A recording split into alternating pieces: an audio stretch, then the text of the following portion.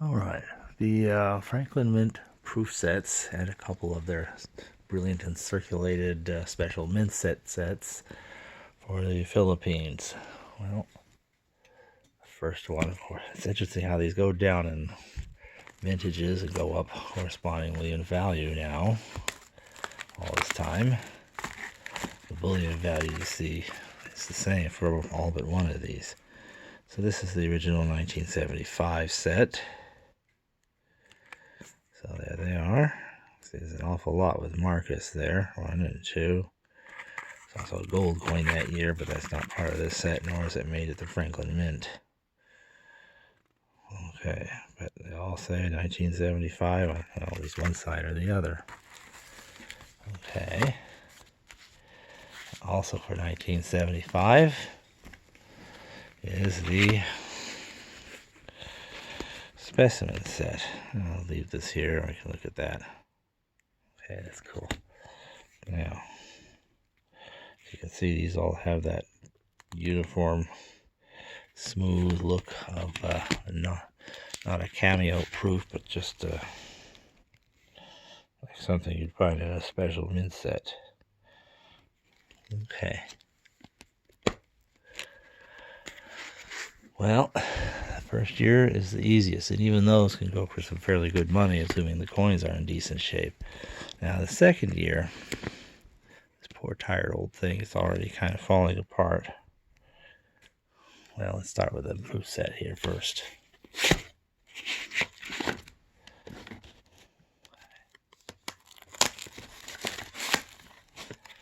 So this is from the second year. See, all beautiful cameo proofs. See, now you can see 1976 on this side. It's also 5 peso, 25 peso, 50 peso. Yeah. All Franklin Mint. So that's quite a bunch of coins. They really tried to commemorate that event. Well, let's see. We'll go ahead and look at these.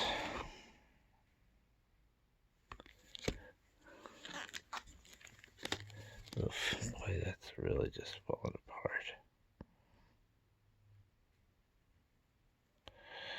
So there they are. There's another set like this for 1977. Supposedly only 354 such sets were made. Now, let's get back to this 1977 event that they had.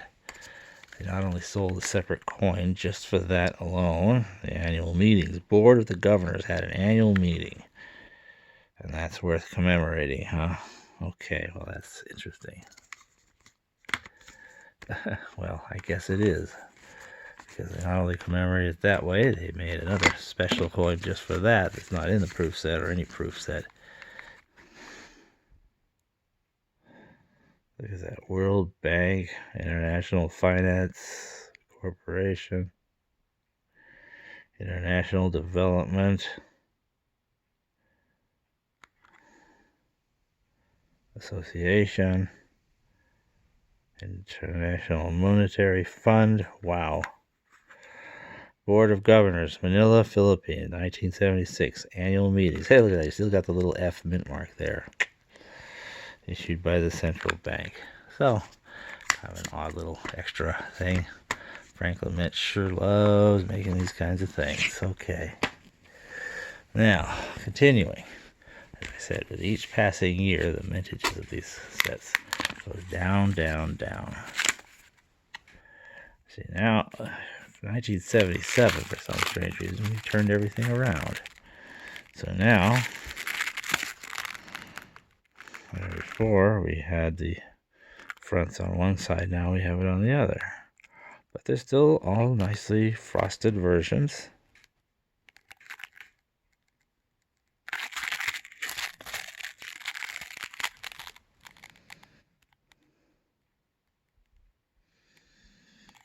Okay.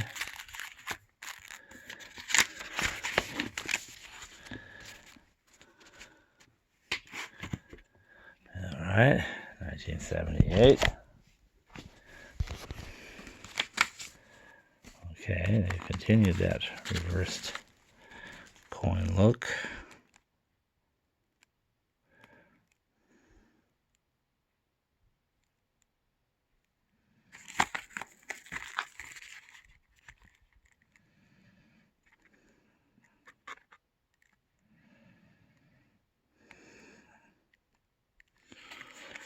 Alright. They made a special little thing, just 78. I don't know why they did this, but here it is. In which case, they just have the two chief bullion coins, if you will. Some people crack a whole bunch of these things open just for the silver coins alone. You can just get this set and you'll have just the silver coins. And you don't have to worry about what happens with all the little coins that, you know, are not useful as bullion. Sometimes when people would crack these things open, the other coins would just be thrown away because nobody wanted them. And in the Philippines, some people who are very poor go digging through the garbage, and sometimes they'd find these coins. And when they were still legal tender, they might send them. Now we get up to 79. And now we turn the coins back the other way again. Now we have the fronts. Okay.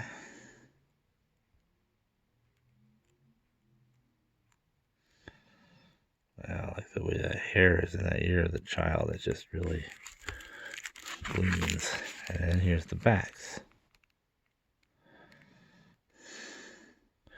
That's kind of neat to see how things changed here between 78 and 79.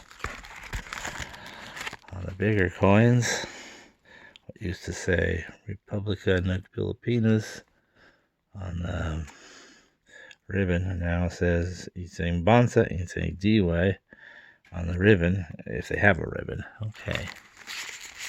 And likewise, you can see how, same thing for the peso, Isang Bansa, Isang Diwa on the one, but on the other one, still 78, Republica ng Pilipinas. Now you can see here what they did. Say 78, they got this big complicated design. 79, a simple design. Complicated design, simple design. Complicated design, simple design. Complicated design, simple design. Of course, the other change, well, won't affect Franklin Mint coins. Okay. Alright, never mind. So, there's that. Like I said again, with each passing year, the mintages keep going down, down, down. And it gets harder and harder to find these things. And then when they do turn up, they will, of course, be more and more expensive. Alright, now, you get up to 1980. 1980 is a little bit unusual because it doesn't have a 50 peso coin, but it still has the 25, the 5, the 1 peso, and all the smaller ones.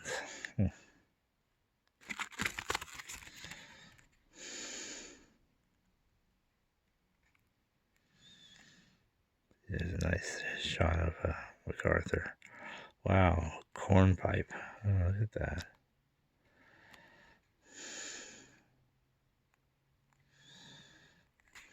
Alright, well, that was all because of that John Paul II fiasco. They were going to make a 50 peso for him, and then he didn't show up. No sense making a 50 peso commemorating an event that didn't happen. Anyway, it finally did happen the very next year, 1981. And here we go. All these 1981s.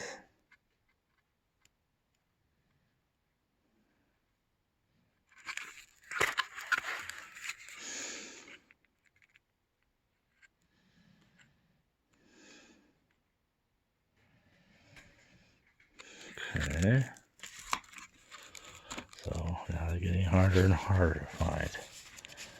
The last year, and the most difficult to find even just the proof set, to say nothing of the brilliant and circulated coins. So 1982.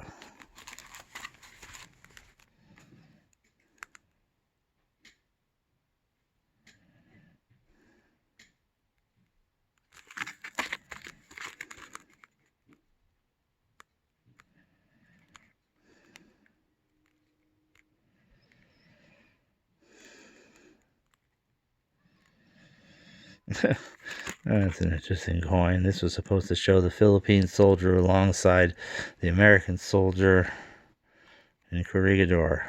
Well, but if you look carefully, you find that Marcos managed to find a way to smuggle his own image into yet one more place. Never mind the fact that his so-called military career was, let's just say at best nondescript. So that's those, and I wanted to show those, so there they are. Well,